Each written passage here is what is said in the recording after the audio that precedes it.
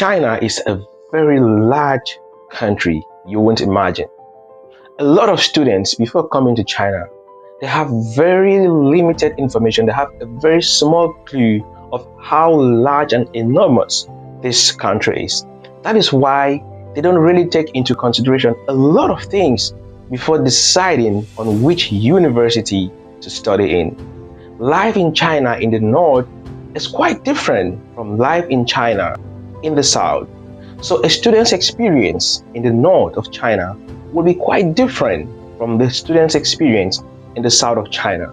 So before you make a choice of a university to study in China, you need to take into consideration a lot of things.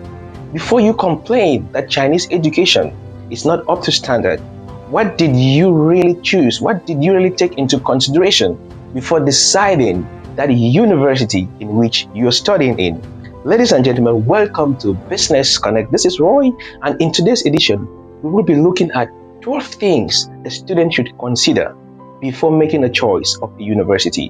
What is it that you took into consideration before choosing that university of yours? We know the borders are still closed and a lot of students are locked out of China. But for those who have not or who have never been to China before, who are still considering to make a choice of your university, what is it that you're considering? What is it that you've considered before you made a choice of your university? If this is your first time landing on this channel, please consider subscribing to Business Connect because you're not going to regret every second of watching all videos. And if you're our regular subscriber, thank you so much for trusting us and for being our subscriber. Without wasting much of your time, we're going to be looking at 12 reasons or 12 things to take into consideration before choosing a Chinese university.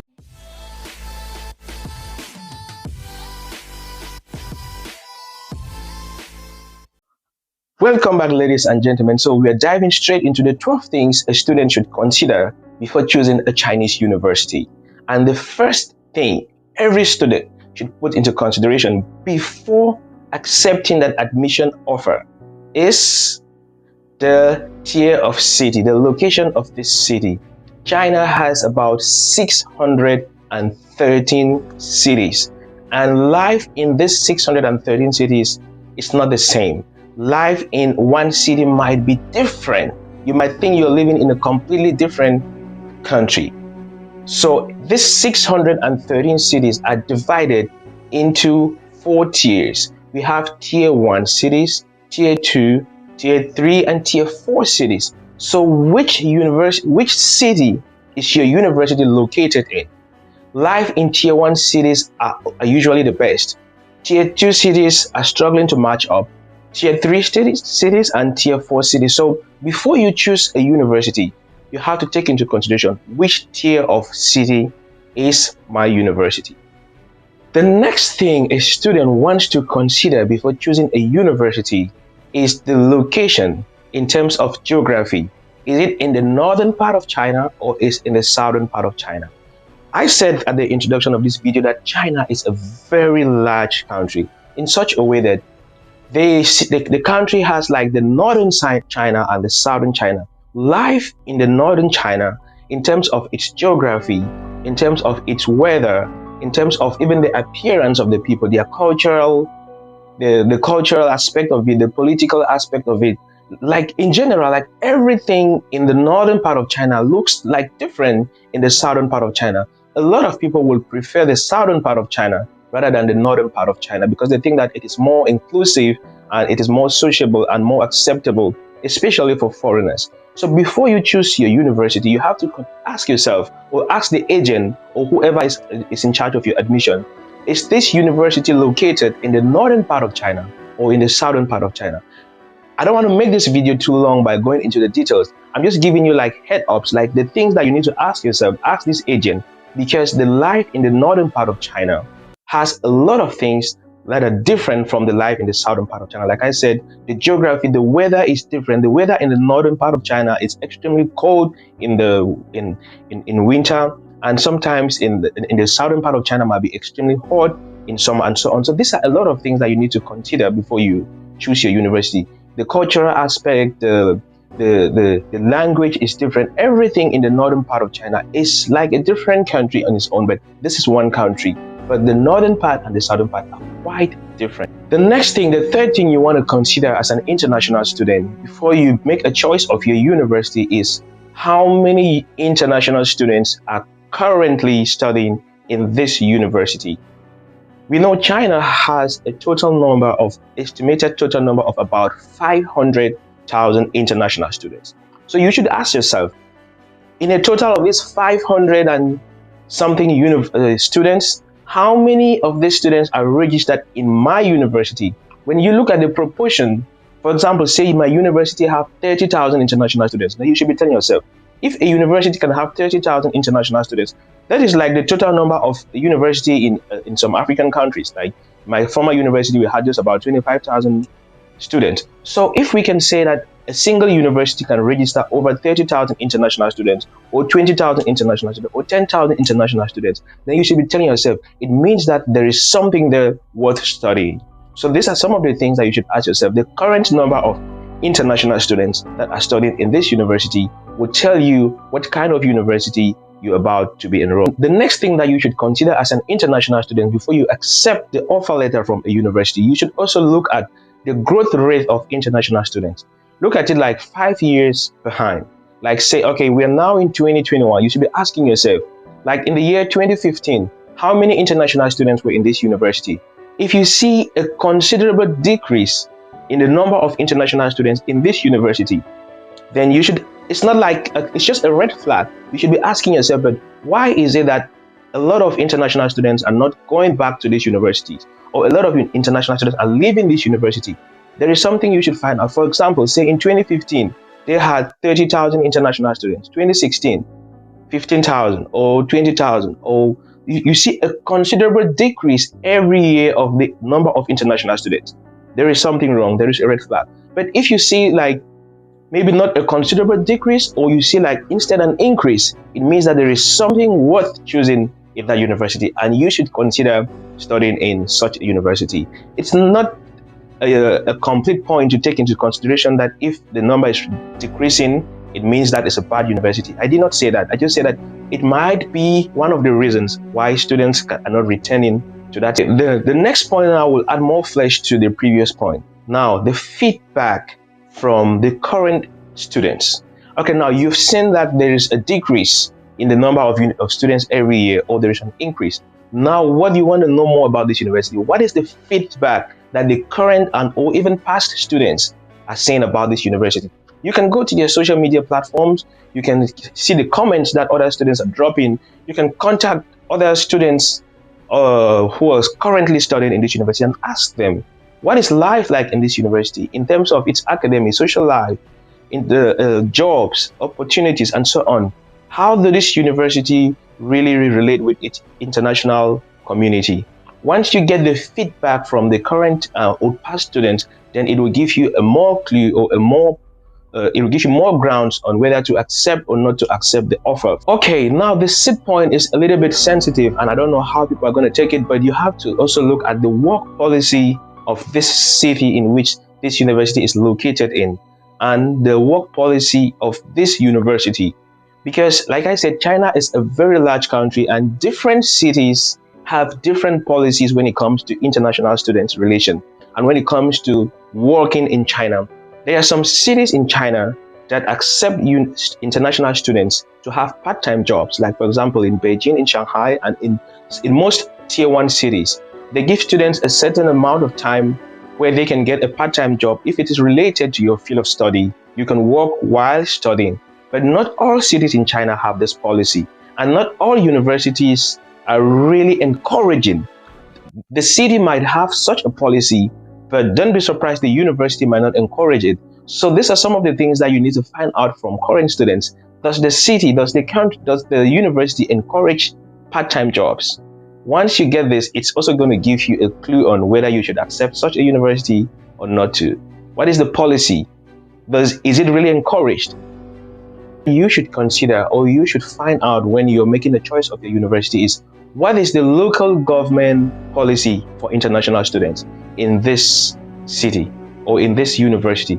There are some local governments that really support international students through different programs, through scholarships, through socialization. They always organize events for international students. They always offer support.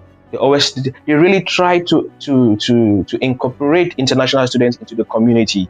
But don't be surprised that not all cities might have such a friendly or such an engaged community with international students. So these are some of the things also that you need to find out from current students. What is the government policy? What is the is not the government policy, the local government policy? Because different local government might have their different policies when it comes to the engagement with international students. So you should ask yourself also, or you should ask current students, what is the local government policy when it comes to engagement and support in terms of scholarships towards international students? With this, it's going to give you also another clue of how friendly the city is or how friendly this university will be. Yeah. Another very important thing or important point that you should consider before choosing a university in China is to know what category of university is it. Like I said, China is a very large country and has over 30,000 higher institutions. And some of them are government owned while some of them might be private owned.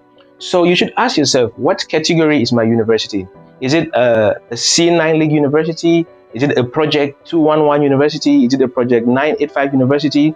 These universities have different standards, and the experience in a C9 League university might be different from the experience in a Project 211 university. So you should ask yourself, what category is this university in before you actually make a choice of your university. Don't just choose a university blindly, and at the end of the day, you have a negative feedback, and people might think that China is not a good country for studies. Meanwhile, maybe the university type that you choose was not the standard or the international standard that everyone wants to get.